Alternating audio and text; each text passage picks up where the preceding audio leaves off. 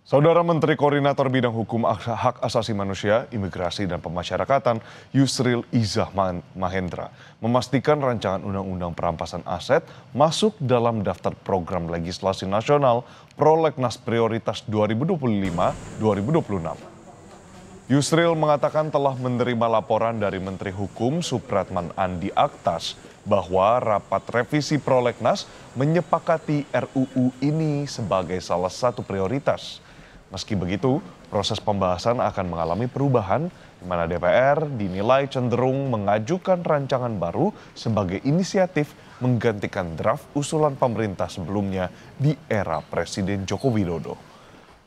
Menurut Yusril, saudara, aturan tidak tertulis menyebut RUU usulan pemerintah yang belum selesai dibahas akan ditunda dan didiskusikan ulang setelah pergantian kabinet.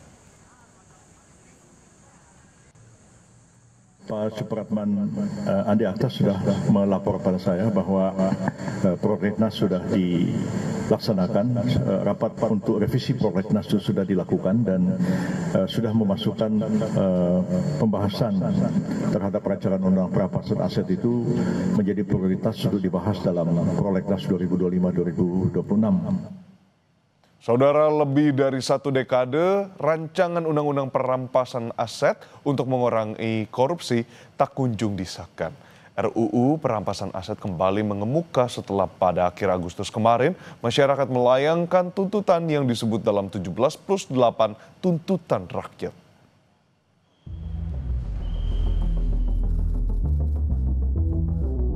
Belasan tahun rancangan Undang-Undang Perampasan Aset yang digadang-gadang menjadi senjata ampuh dalam pemberantasan korupsi bergelut di balik meja politik.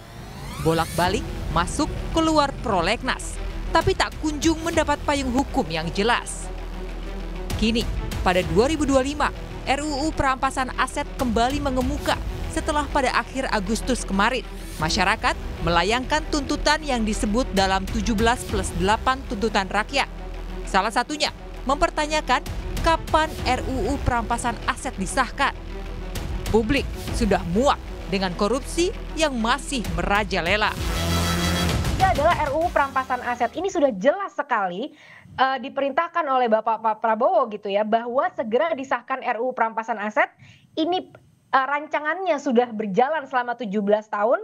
Nah, kalau bisa ini juga cepat-cepat untuk segera difinalisasikan. Apa yang masih kurang, apa yang masih lemah, segera difinalisasikan, segera Bang. Karena ini salah satu yang saya lihat juga ya, banyak disampaikan oleh segala lapisan masyarakat karena kita memang benar-benar sudah muak sekali dengan adanya korupsi di negara kita. Jadi RUU Perampasan Aset ini adalah salah satu tuntutan jangka 1 tahun yang kami juga rasa perlu holistik ya dilihat. Jadi sebagai rancangan undang-undang memang dia berpotensi bermata pisau dua gitu, dimana kalau kita tidak memiliki proses hukum yang kuat, yang independen, kita tidak punya KPK yang independen, undang-undang tipikor yang juga harus diperkuat gitu ya, diperjelas, diperbarui supaya tidak karet, maka sebenarnya undang-undang ini tidak bisa diburu-burukan juga gitu ya. Jadi harus memastikan bahwa ini holistik gitu ya dalam pelaksanaannya.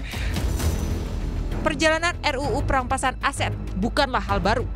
RUU Perampasan Aset kali pertama diinisiasi PPATK sejak 2003. RUU ini kemudian masuk program legislasi nasional DPR pada 2005 hingga 2009. Dari total 31 RUU Prolegnas Prioritas 2008. Di periode berikutnya, RUU Perampasan Aset kembali masuk Prolegnas dan berubah nama menjadi RUU Perampasan Aset Tindak Pidana. Pada era pemerintahan Presiden Joko Widodo, pemerintah telah mengirimkan surat presiden untuk membahas RUU Perampasan Aset pada pertengahan Mei 2023.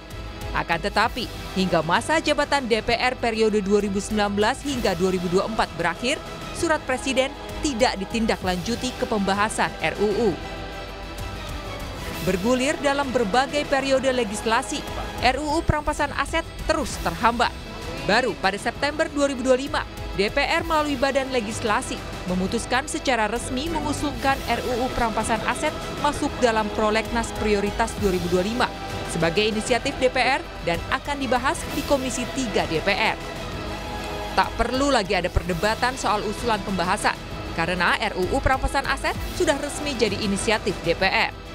Terdapat 3 RUU yang diusulkan untuk masuk dalam perubahan kedua prolegnas RUU prioritas tahun 2025, yaitu 1. RUU tentang perampasan aset, 2. RUU tentang Kamar Dagang Industri, 3. RUU tentang kawasan industri. Ya, 2025, dan ini tetap sebagai inisiatif DPR. Ya. Jadi perampasan aset tidak ada lagi perdebatan di pemerintah atau apa, tapi di DPR. Dan itu masuk dalam tahun 2025. Menteri Hukum menyatakan pemerintah menyetujui usulan tersebut dan komitmen politik untuk menyelesaikan aturan ini semakin menguat setelah Presiden berbicara langsung dengan para ketua umum partai.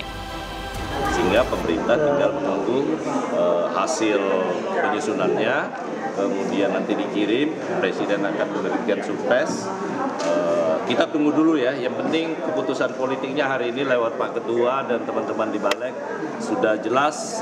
Tahun ini Undang-Undang Perampasan Aset sudah masuk di tahun 2020. Kan Presiden sudah bertemu dengan ketua-ketua umum partai politik, dan yang kedua juga hari ini menandakan ada keputusan yang diambil. Itu artinya pembicaraan ini sudah dilakukan secara baik ya, dan kita tunggu proses politiknya itu ada di DPR.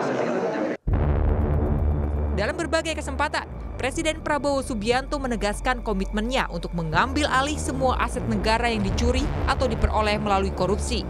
Ia bahkan menjanjikan akan memiskinkan koruptor dan menarik semua aset negara dari para malik uang rakyat.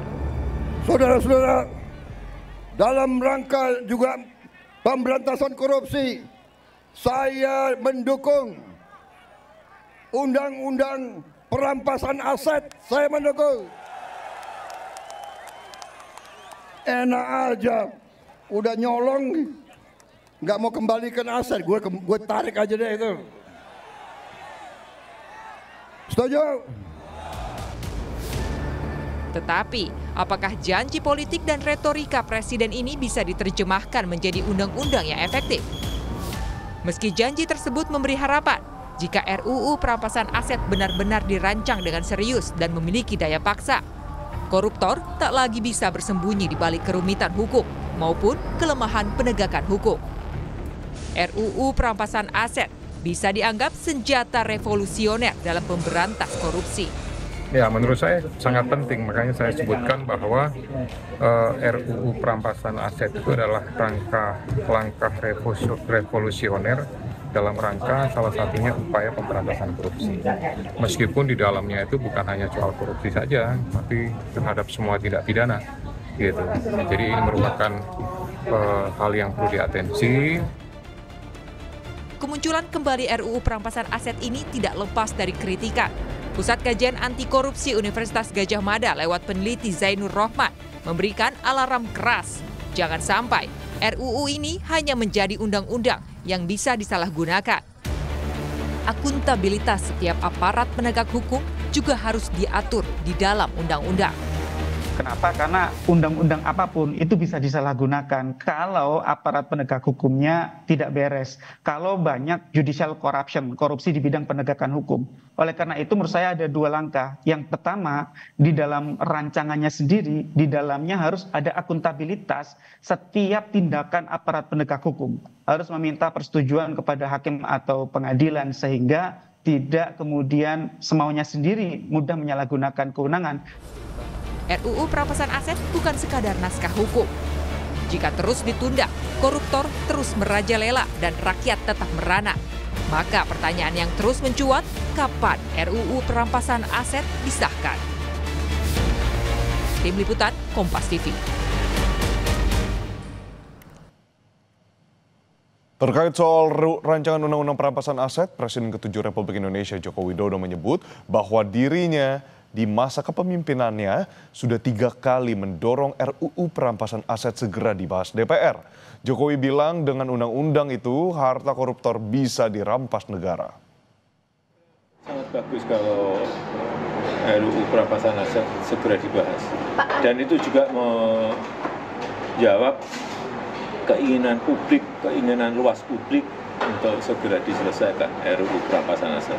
Urgensinya apa sih Pak untuk UU perampasan aset ini disahkan? Pemberantasan korupsi. Itu kalau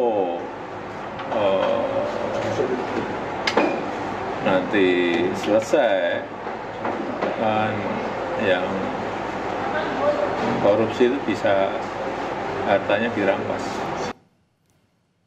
Partai Hati Nurani Rakyat Hanura menggelar bimbingan teknis keliling nasional untuk ratusan anggota DPRD di 3 kota yakni Surabaya, Medan, dan Makassar.